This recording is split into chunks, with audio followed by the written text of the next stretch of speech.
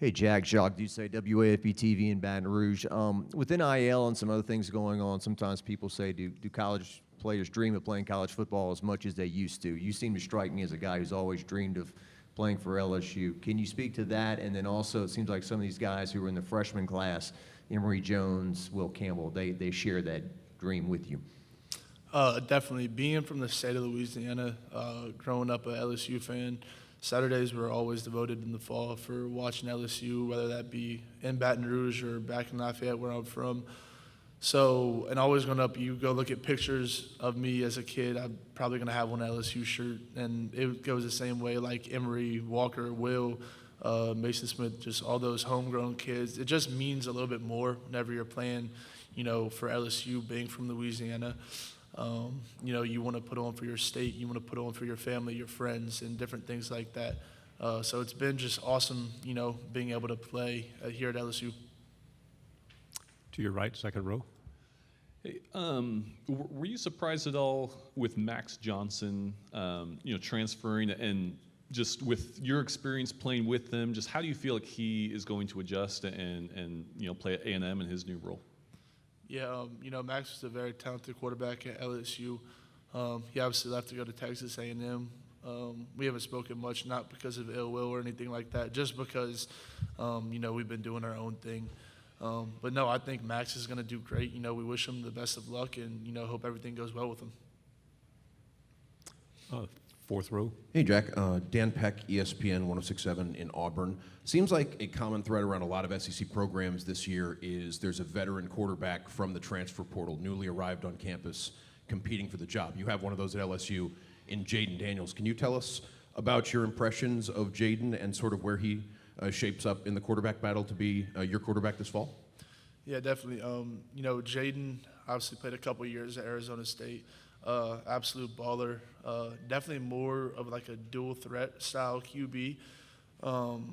He has wheels. He hit over like 20, 21 miles per hour during one of our spring practices.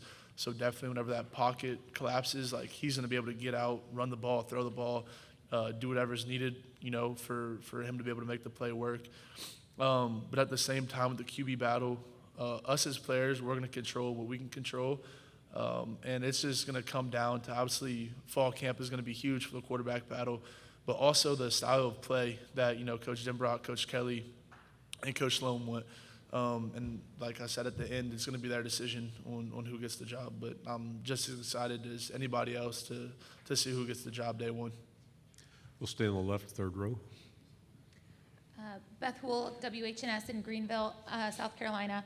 The NIL situation, has that changed the dynamic at all in the locker room? I mean, I'm sure you guys are aware of who's getting what. How is that handled in the locker room and in the camaraderie situation?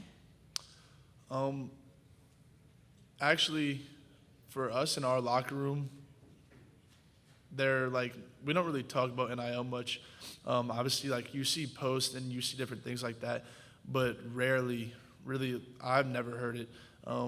Does anybody really get to talking about money or the different things they get from it? We're all brothers, and even if you do have a guy that's making a little bit more money than the other person, he's always going to take care of his brother to the right or left of him. So that really hasn't been a problem at all, and we're all, for our guys that are making the money, they deserve it and we're happy for them. But at the same time, we don't really talk much about it, and that's definitely not something that gets in our way. In the middle, 4 rows back. Chesson Boucher with WVLA in Baton Rouge. Jack, you were there for Coach O last season. This year you have Brian Kelly, who is, people consider him more of a CEO. Have you seen kind of the transition from that? Yeah, first I just want to say, without Coach O, I wouldn't have had the opportunity to play here at LSU, so definitely all my thanks to him. But yeah, Coach Kelly, he does everything very specifically. He's moving chess pieces. Everything he does it for a purpose, and he knows that once he does one thing, he knows what the outcome is going to lead to. So yeah, definitely very strategic in everything he does.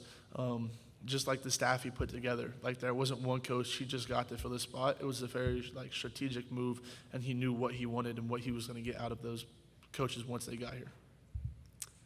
Fifth row on the left. Hey, Jack, Dan Peck again from ESPN 1067. What can you tell us about the receivers room at LSU this year? I know Keyshawn deciding to stay is huge for you guys, and it's a team that is usually talented at that position. What can you tell us about your position mates at wide receiver this year? Yeah, our wide receiver room is stacked, and we're headed by one of the best wide receiver coaches in college football, with that being Coach Hankton and Coach Carter. Yeah, our wide receiver room, you could put on a blindfold, put all the names in the hat, pick a name out the hat, and, that person is destined to go off. There's nobody in that room that's even close to being just average. Everybody in that room is a very good football player, a very good athlete, route runner, and then on the mental side, knowing the defenses and everything like that. But what I think is going to elevate us is, like I said, is our coaches. Coach Hank, he started so much about on the field things, obviously, but also about just off the field stuff, just how to be a man and how to take accountability for all the decisions you make, even if it might not be a good one, just to take accountability for it and to learn from your mistakes. Right here in the middle, fourth row again. You brought up Coach Hankton. I know it's only been a few months with him, but aside from the off-the-field stuff, what have you learned from him so far? Yeah, kind of like what I just said, just kind of how to be a man and to take accountability for every choice you make, good, bad, or indifferent. Not only that, but to also just always be kind to people. Some people are going through stuff that you don't know about, and you might not think that even of them. So just always be nice to people. And one of the things we did whenever we first got in there, we kind of stated our why and why we do different things. If that be a struggle, or if that just be because you want to be great at football, or whether it would be so you kind of got to deep dive and learn about everybody in the room, because everybody had to do it. So it kind of just lets you know more about your teammates and the people around you, to know if they need that help or if they need that call, that you'll always be there for them. In the middle, third row again. Jack, you stepped in obviously as a freshman and made an immediate impact. You caught a touchdown at Alabama. You weren't wide-eyed about anything, but what's the biggest takeaway from year one? What do I need to improve upon? What did you learn playing in the SEC into year two? 360 rotation. I want to get bigger, stronger, faster, because in the SEC, if you don't elevate and transform like that, then you're behind par.